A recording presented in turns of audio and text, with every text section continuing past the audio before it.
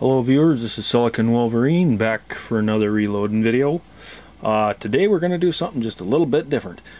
Anybody that's been on the HPFF knows that I've been messing around with what I call my 50 caliber RSS round. This is a 12 gauge shotgun shell with a BPI Products 50 caliber pistol sabot in it, but I am using it to launch a 50 BMG bullet of 675 grains. This has taken a lot of trial and error to work out the load, and I'm using some rather unorthodox components, which you'll see here shortly.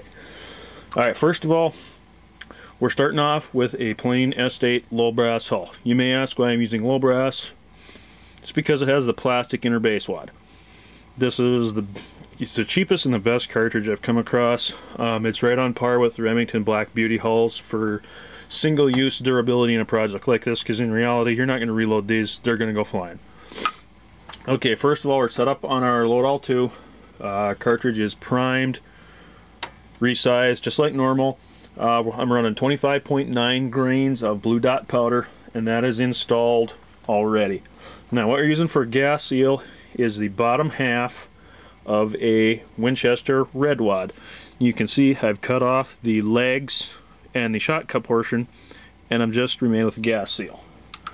So we put that in and install. Now we are using a 1/8 inch fiber card in between the gas seal and the base of the sabot to give me the correct depth for my column. Install that. Pull it out. Now you need to tamp this. And this is my trusty old wad tamper from the single stage Lee hand loaders. I use it all the time. It's a handy tool. If you can find one, get it.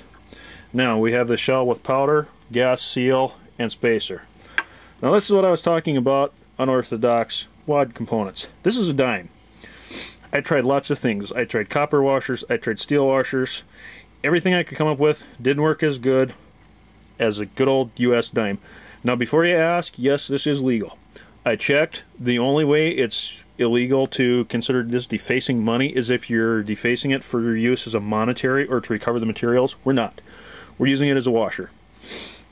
So we'll drop that in, get her flat. Mr. Roosevelt, you're going for a ride.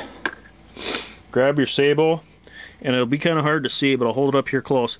I have taken a Dremel tool and sanded off the interior ears on the wad. Those are used when you use a 50 caliber pistol bullet, which was the intended original purpose of this wad.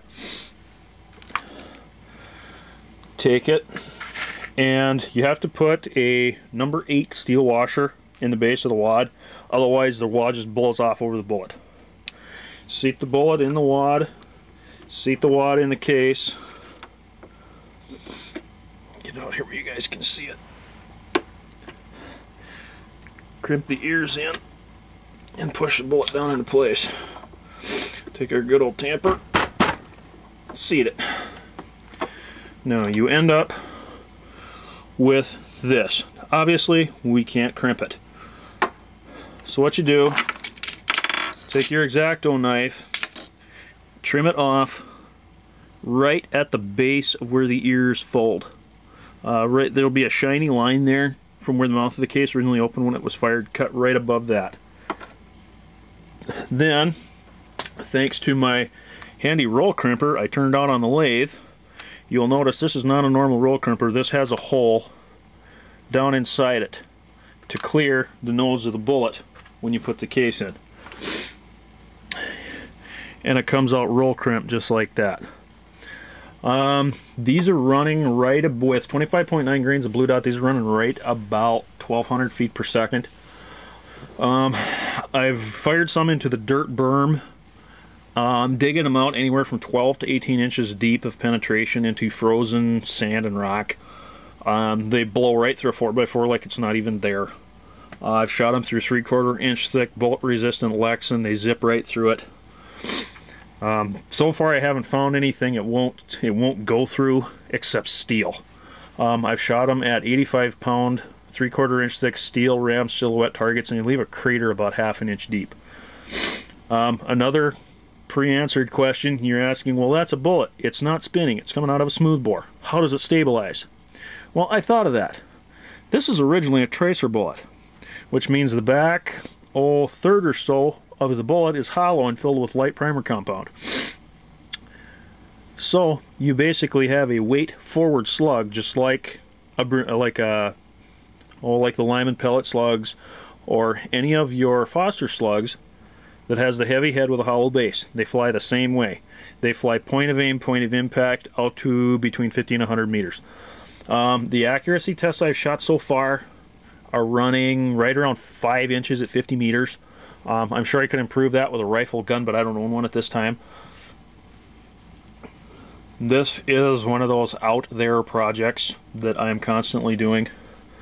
But then again, where else are you going to find a 675 grain Spitzer bullet coming out of a 12 gauge shotgun?